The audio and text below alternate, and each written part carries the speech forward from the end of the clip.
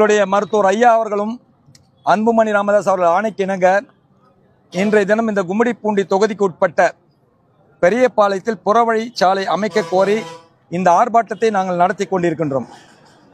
குறிப்பாக இந்த ஆர்ப்பாட்டம் இன்றைக்கு ஏன் நடத்துகிறோம் என்றால், கடந்த 30 தினங்களாக நடைபெற்று கொண்டிருக்கின்ற சட்டமன்ற கூட்டத்தொடரிலே இந்த திருவள்ளூர் மாவட்டத்தை சார்ந்த அமைச்சர்களும் சட்டமன்ற உறுப்பினர்களும் யாருமே இந்த மானிய கோரிக்கையில் இந்த பெரியபாளையம் புறவழிச்சாலையை பற்றி எந்த விதமான ஒரு கேள்வியை கூட கேட்கவில்லை.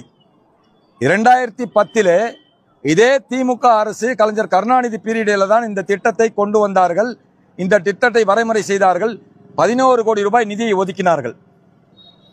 அதன் பிறகு அந்த பணிகள் தொடராமல் மீண்டும் 2024 இந்த திட்டத்திற்கு 28 கோடி ரூபாய் ஒதுக்கியதும் இந்த திமுக அரசு தான். பணிகளை தொடர வேண்டும் என்ற நோக்கத்தோடு ஒதுக்கினார்களா அல்லது இந்த பணிகளை செய்ய வேண்டாம் என்ற நோக்கத்தோடு ஒதுக்கினார்களா என்று தெரியவில்லை.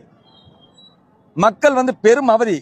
இந்த சிப்காட் இருக்கின்ற அனைத்து சிப்காட்டுகளுக்கும் மிகப்பெரிய பாதைகள் அமைத்து கொடுத்திருக்கின்ற இந்த தமிழக அரசு இந்த பெரியபாளையத்தை தாண்டி செல்கின்ற தேர்வாய் சிப்காட் 2010 ஆரம்பிக்கப்பட்டு இன்றைக்கு அங்கே 70-80 மேற்பட்ட நிறுவனங்கள் இருக்கின்றன. அந்த நிறுவனங்களுக்கு தேவையான உற்பத்தி பொருட்களை கொண்டு செல்வதும் இந்த பாதை தான். அந்த உற்பத்தி செய்யப்பட்ட பொருட்களை திரும்பவும் நம்முடைய துறைமுகத்திற்கு கொண்டு செல்வதற்கும் இந்த பாதை தான். ஒவ்வொரு நாளும் 500க்கும் மேற்பட்ட கனரக வாகனங்கள் இந்த பகுதியிலே சென்று வந்து கொண்டிருக்கின்றன. அது மட்டும் இல்லாமல் இந்த மிக பிரசித்தி பெற்ற இந்த பவானி அம்மன் கோவில் திருவிழா வருடந்தோறும் 18 வாரங்கள் தொடர்ச்சியாக நடைபெறுகின்ற போது பல ஆயிரக்கணக்கான மக்கள் இந்த பகுதியில் வந்து செல்கின்றார்கள்.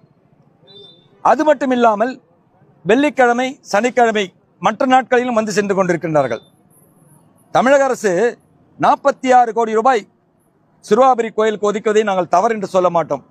ஆனால் இது மிக மிக அடிப்படை தேவையான இந்த பிரதான சாலை ஜனப்பச்சத்திரம் கூட்டுரோடிலிருந்து இந்த பெரியபாளையத்தையும் அதே மாதிரி புதுவாயில் கூட்டுரோட்டிலிருந்து பெரியபாளையத்தையும் இணைத்து ஆந்திராவோடு இணைக்கின்ற மிகப்பெரிய ஒரு சாலை.